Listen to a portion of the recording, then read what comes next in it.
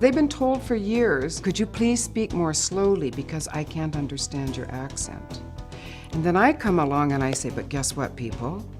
Your accent isn't your problem. Let's take Jackie Chan. As soon as that man opens his mouth, you hear his mother tongue. And yet we understand him all the time, and he makes tons of money performing in American movies. Which takes us to the second point. The whole thing in accent reduction is to hear the music in the language. Because it isn't your accent that's the problem.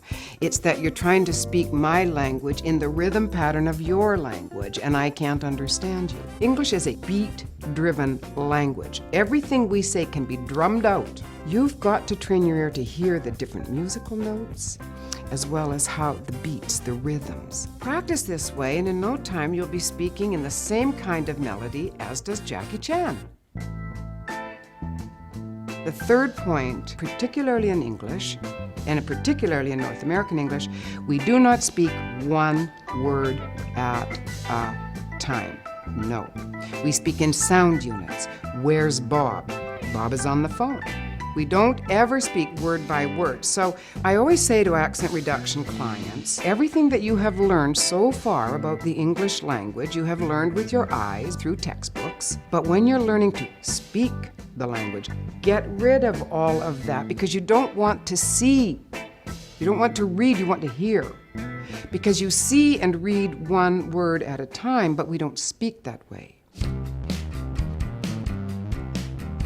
The only way you can develop an ear is to listen to the way in which native speakers of any language are speaking and begin to imitate.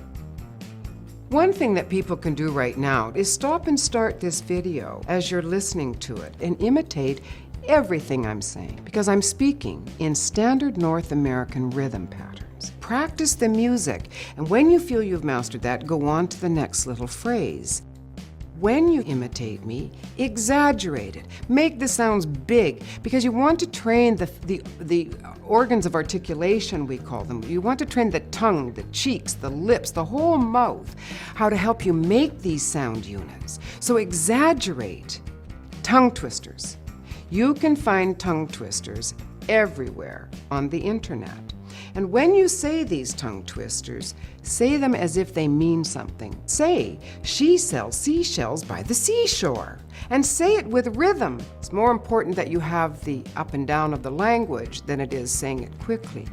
The most important thing is just keep practicing.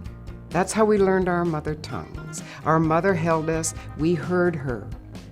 And as we got old enough, and after we had heard her, and after we had developed the organs of articulation, we began to imitate our mother. So there's no shortcut. There's no speak like a native speaker in 28 days, and if someone tries to sell you that package, it won't work. But mark my words, as soon as you start to practice these rhythms, you will begin to notice your accent is diminishing.